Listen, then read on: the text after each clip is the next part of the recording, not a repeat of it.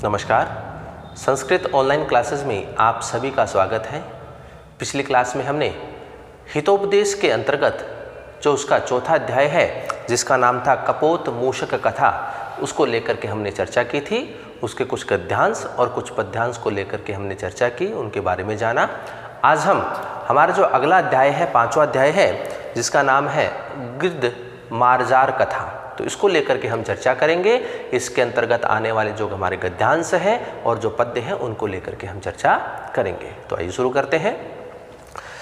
गिद्ध मार्जार कथा, यहाँ सबसे पहले गद्यांश दिया हुआ है, उसको लेकर के हम चर्चा करते हैं, क्योंकि यहाँ गिद्ध और मार्जार अर्थात जो बिलाव होता है उसकी कथा का वर्णन इसमें किया गया है। तो उसके लिए देखिए कि अस्ति भागीरथी तीरे गिद्ध कूट नामनी पर्वते महान प्रकटी वृक्षः। तो यहाँ कहते हैं कि भागीरथी अर्थात गंगा नदी के तीरे अर्थात तट पर गिद्ध कूट नामनी, गिद्ध कूटक नाम का पर्वत अर्थात पर्वत पर महान अर्थात विशाल प्रकटी वृक्ष है। प्रकटी वृक्ष अर्थात बड़ का वृक्ष है कि भागीरथी के तट पर गिद्धकूट नाम के पर्वत पर महान बड़ का पेड़ स्थित है या वृक्ष स्थित है।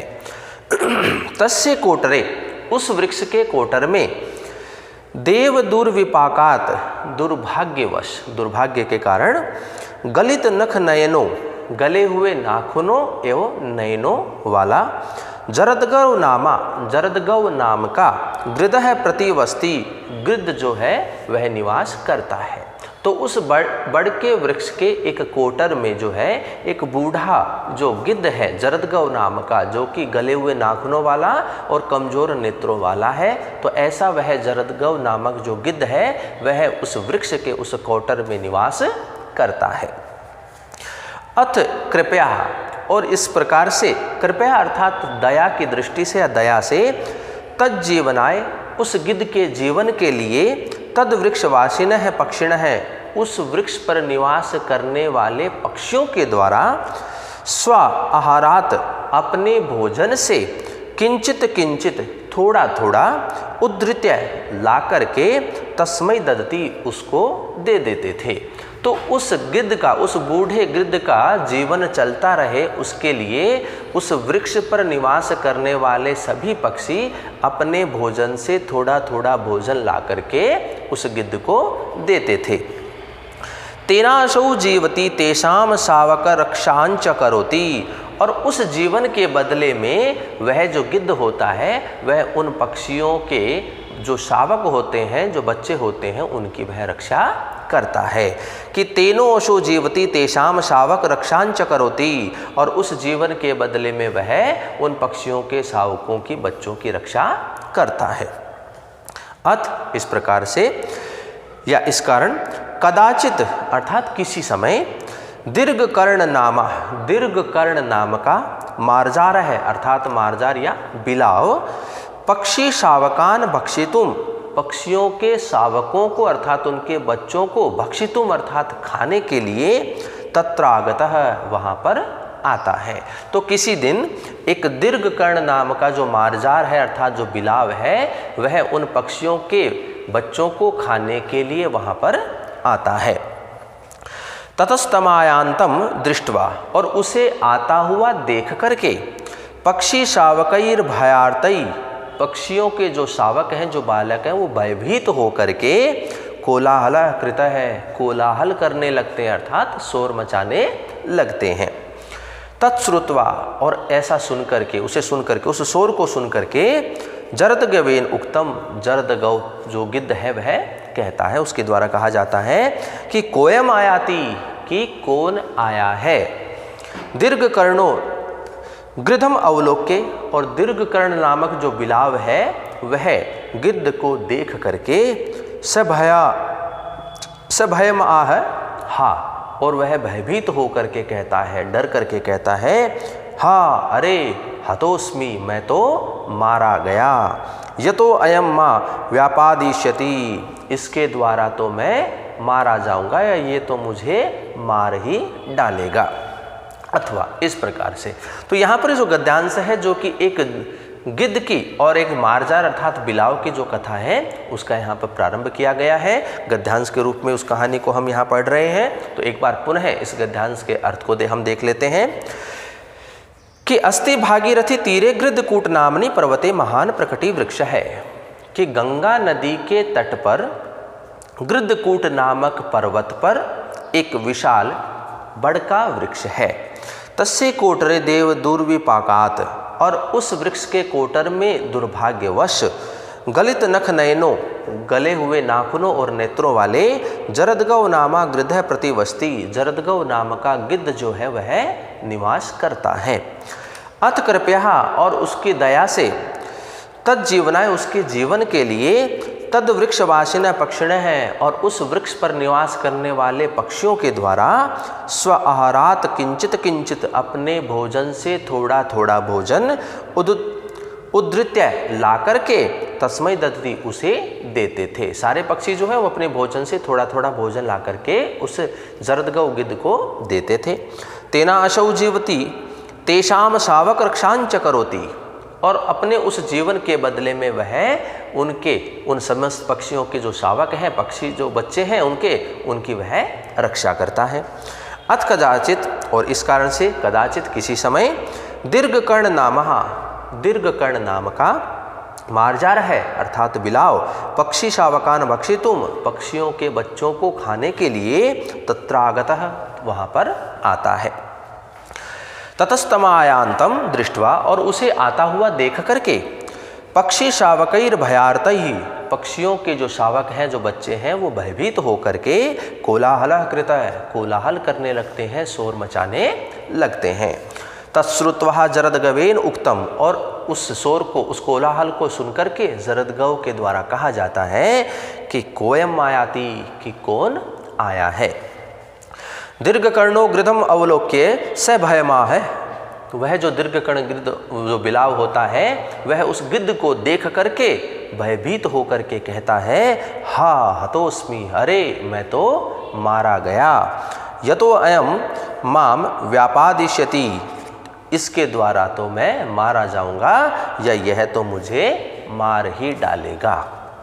अथवा इस प्रकार से, अब यहाँ आगे पद्य दिया हुआ है उसको हम देखते हैं कि तावद भयस्य भेतव्यम यावद भयम अनागतम आगंतम तु भयम वीक्ष्य नरः कुर्याद यथोचितम। यहाँ कवि के द्वारा कहा गया है कि यावत भयम अनागतम, जब तक भय नहीं आता है, तावद तब तक भयस्य भेतव्यम, तब तक भय से भयभीत होना चाहिए। जब तक भय नहीं आता है तब तक भय से भयभीत होना चाहिए, उससे डरना चाहिए। तू भयम आगतम, जब भय सामने उपस्थित हो जाए, आ जाए, तो वीक्षे, उसे देख करके, नरः मनुष्य को यथोचितम कुर्यात, यथा संभव प्रयास करना चाहिए। तो कवि कहते हैं कि जब तक भय सामने उपस्थित नहीं होता है, जब तक भय नहीं आता है, तब तक उस भय से भयभीत होना चाहिए। और जब भय सामने उपस्थित हो जाए, उसका सामना हो जाए, तो उस भय से बचने के लिए, उस भय को दूर करने के लिए हमें यथासंभव प्रयास करने चाहिए। इसी का वर्णन इस पद्य में कवि के द्वारा किया गया है। आगे पुनः एक गद्यांश दिया हुआ है, उसको देखिए। आगे की कथा जो है वह है, अधुना अति सन्निधाने पलायेतुम अक्षम है।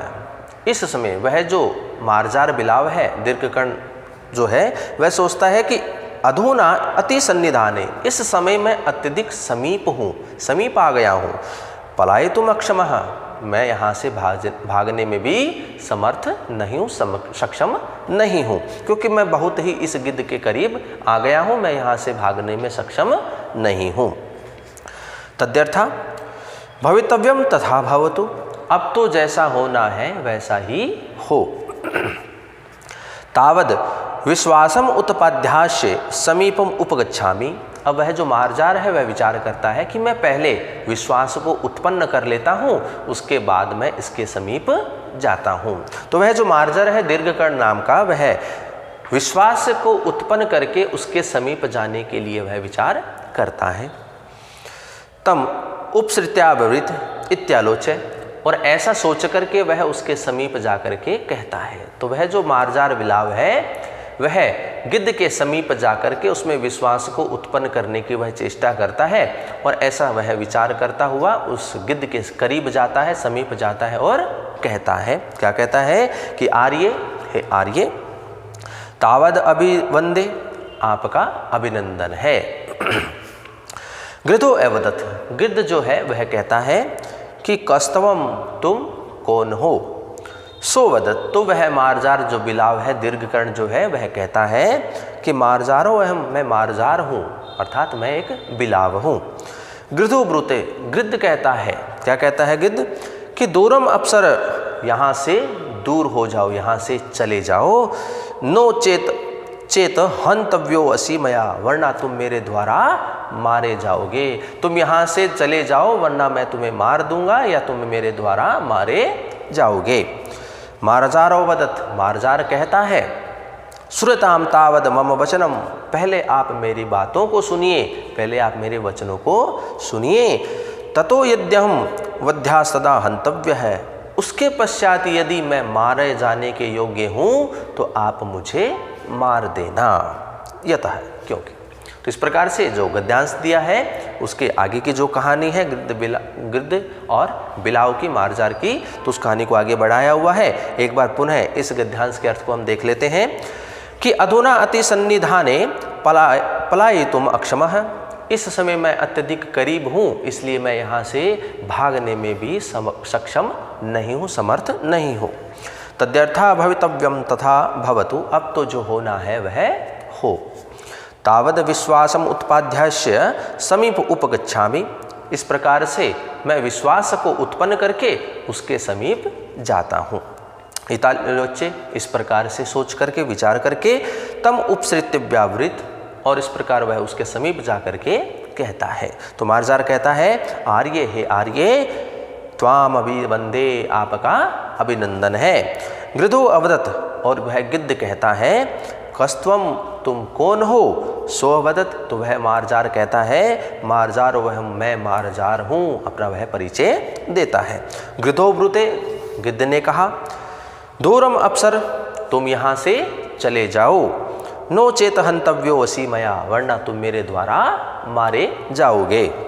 मार्जारो वदत्, मार्जार कहता है कि सुरताम तावद मम वचनम, पहले आप मेरे वचनों को सुनिए, मेरी बात सुनिए। ततो यद्यहम वध्यस्तदा हंतव्य है, यदि उसके पश्चात मैं मारे जाने के योग्य हूँ तो तुम मुझे मार देना। यतः, कहा गया है कि जाति मात्रेण किम कश्चिद वध्यते पूज्यते क्वचित व्यवहारम परिज्ञाय वध्य पूज्यो अथवा भवेत्। अब यहाँ जो मार्जार है वह उस गिद्ध से कह रहा है कि किम कश्चित क्वचित जाति मात्रेण वध्यते पूज्यते, कि क्या कोई कभी जाति के द्वारा मारा या पूजा जाता है अथवा नहीं। तो वह कहता है कि व्यवहारम परिज्ञाय वध्य अथवा पूज्य भवेत्, कि व्यवहार के द्वारा, आचरण के द्वारा ही प्रत्येक जो है वो मारा जाता है और वह सम्मान को प्राप्त करता है, अर्थात पूजे जाने के योग्य होता है। तो मार्जार है जो वह गिद्ध से कहता है कि क्या कोई कभी जाति के द्वारा मारा या पूजा जाता है।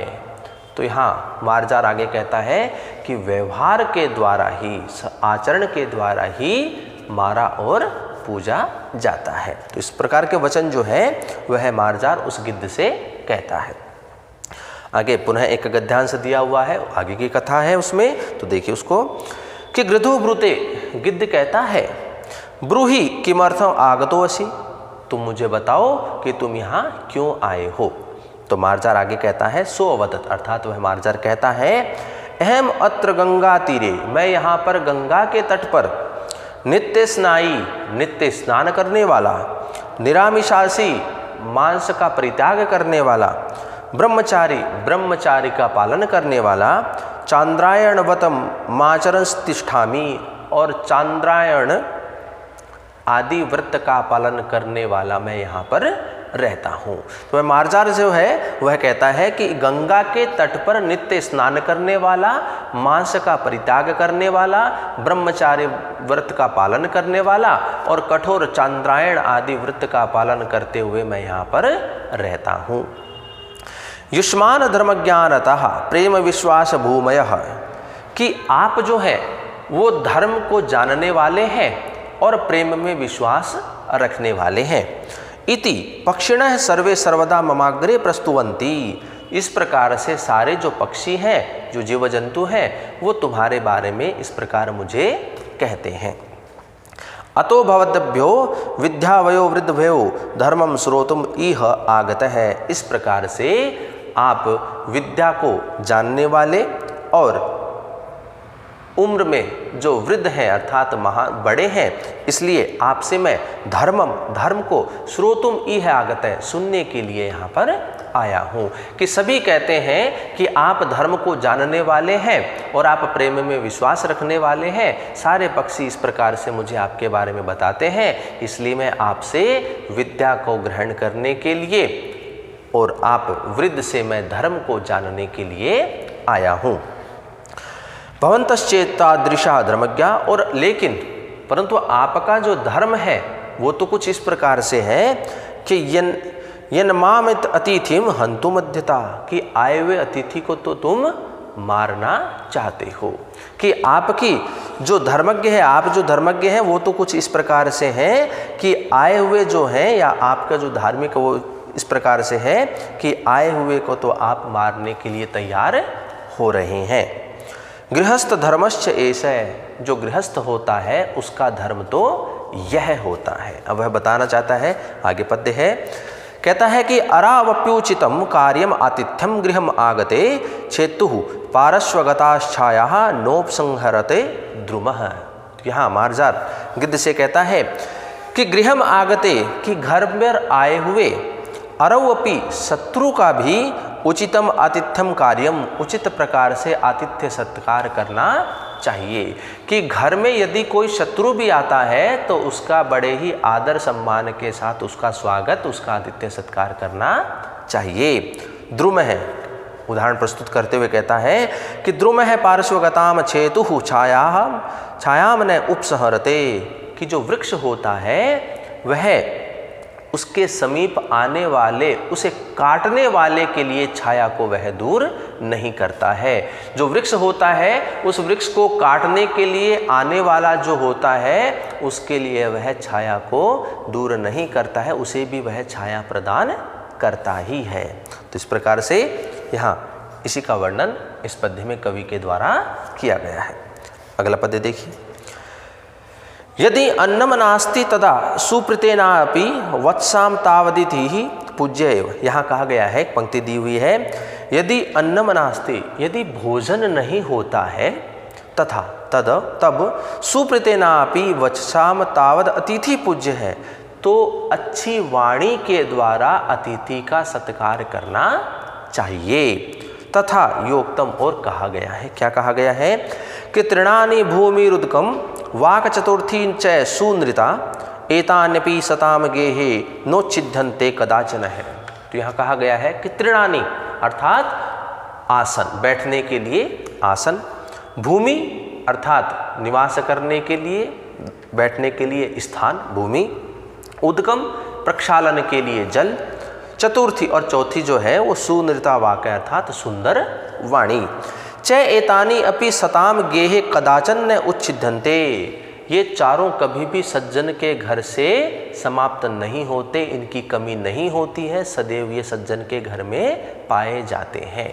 यहाँ पर कहा है तृणानि अर्थात जो बैठने का आसन होता है वह, भूमि बैठने के लिए जो स्थान होता है भूमि होती है वह, उद्गम प्रक्षालन के लिए जल, और चतुर्थी चौथी है सुनृता वाणी अर्थात सुंदर वाणी। ये चार कभी भी सज्जनों के घर से समाप्त नहीं होते हैं, ये हर समय सज्जन के घर में उपलब्ध होते ही हैं।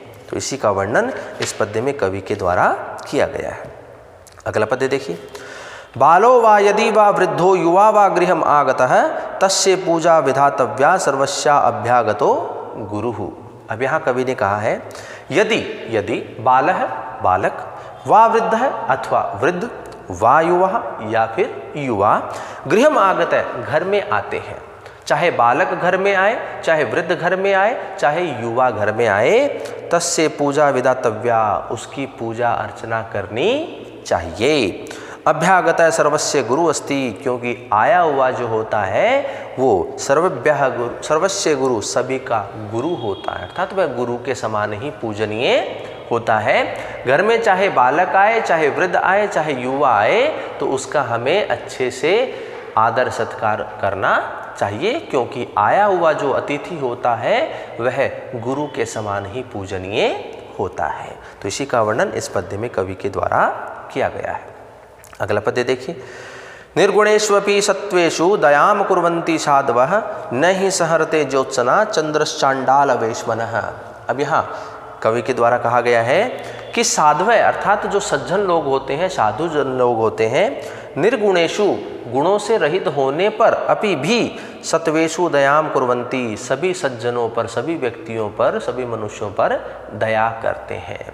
जो सज्जन व्यक्ति होते हैं गुणों से रहित होने पर भी वे सभी व्यक्तियों के ऊपर दया करते हैं। ही सचमुच में चंद्र है चांडाल वेशमन है ज्योत्सनाम न सहरते, सचमुच में जो चंद्रमा होता है वह चांडाल के घर से अपनी जो चांदनी होती है उसे वह दूर नहीं करता है, उस चांदनी को वह वहाँ भी देता है। तो चंद्रमा जो होता है वो चांडाल के घर से अपनी चांदनी को नहीं हटाता है। इसलिए कहा है कि सज्जन व्यक्ति यदि गुणों से रहित भी होता है तो वह प्रत्येक के ऊपर दया करता ही है। तो इसी का वर्णन इस पद्य में कवि के द्वारा किया गया है। अगला पद्य देखिए, अतिथिर्यस्य भग्नांशो गृहात् प्रति निवर्तते स तस्मै दुष्कृतम दत्वा पुण्यम आदाय गच्छति। अब यहाँ कवि के द्वारा कहा गया है कि यस्य गृहात् अतिथि, जिसके घर से आया हुआ अर्थात अतिथि, भग्नांश प्रति निवर्तते, यदि वह असफल मनोरथ वाला होकर के लौट जाता है तो तो वह अतिथि आया हुआ तस्मै दुष्कृतम दत्वा, तो अपने जो पाप होते हैं उन्हें वह देता है, अर्थात दे करके पुण्यम आदाय गच्छति, उस घर के सारे जो पुण्य हैं उसे ले करके चला जाता है।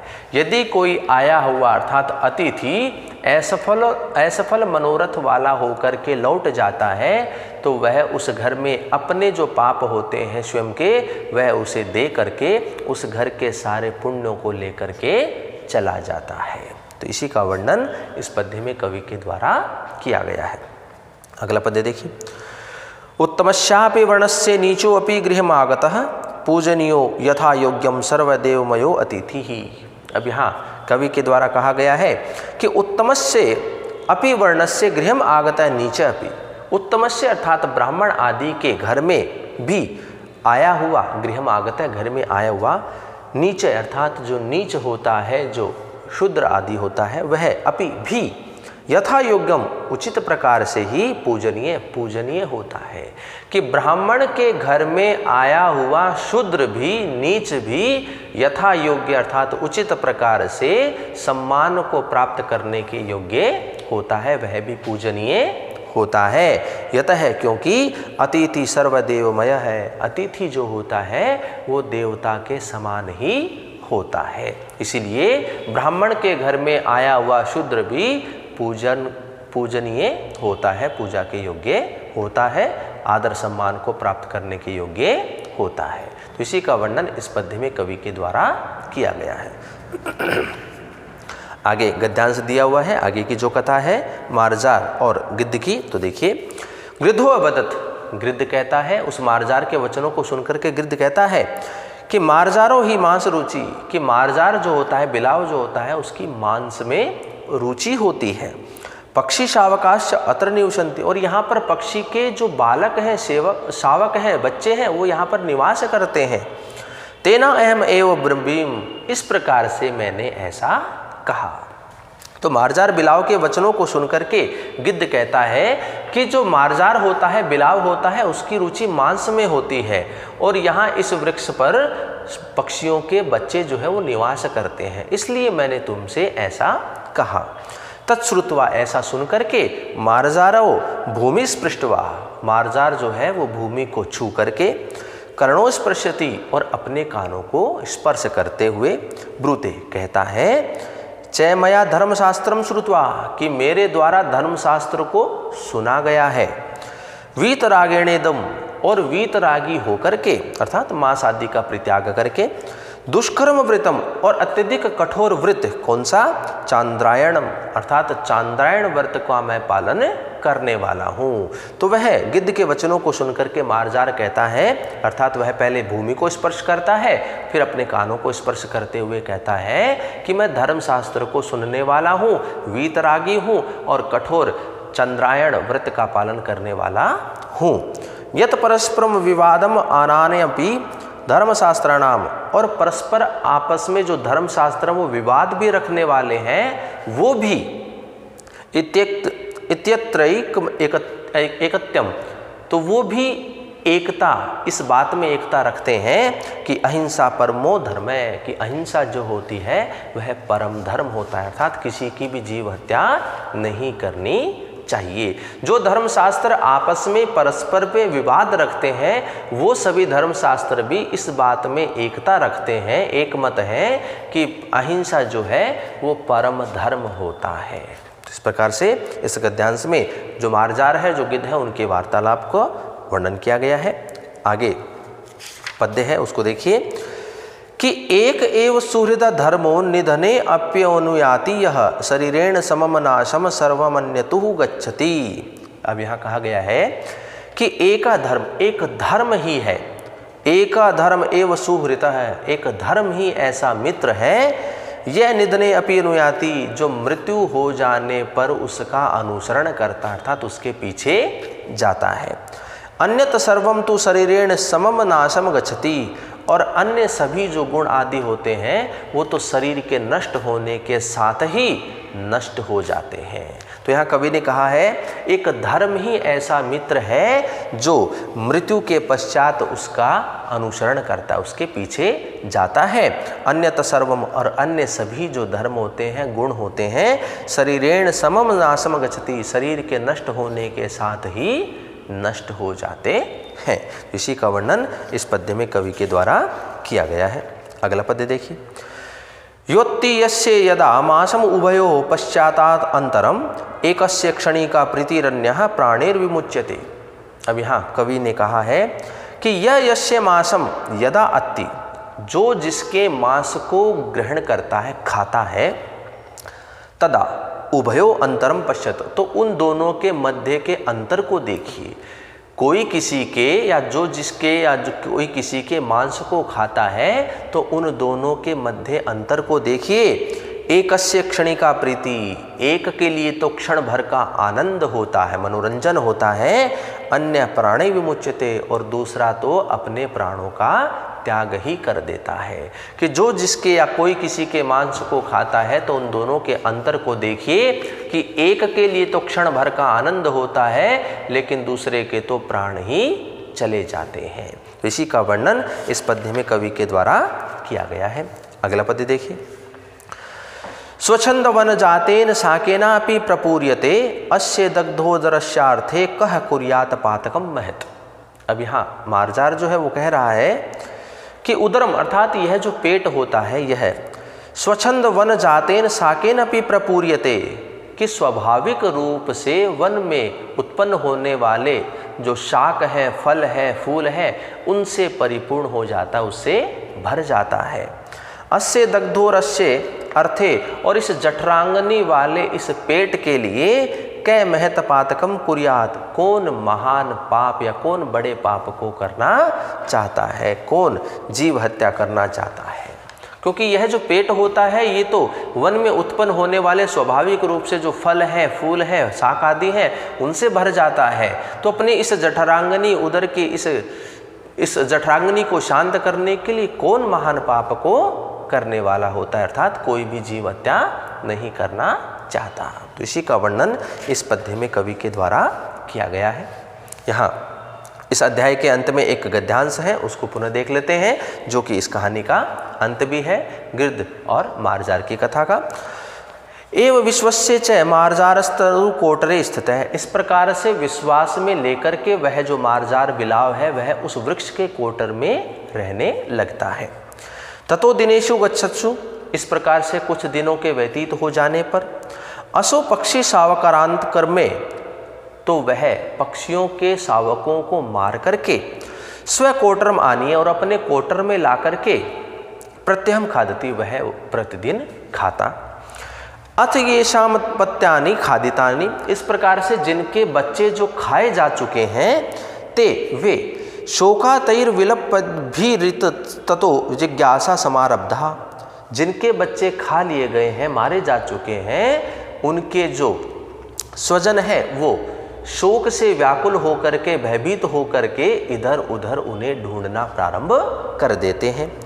तत्परिज्ञाय, ऐसा जान करके, मार्जार है वह जो बिलाव है, कोटरा आनिश्रिते, उस कोटर से बाहर निकल करके बही पलायतुम, वह बाहर भाग जाता है, चला जाता है।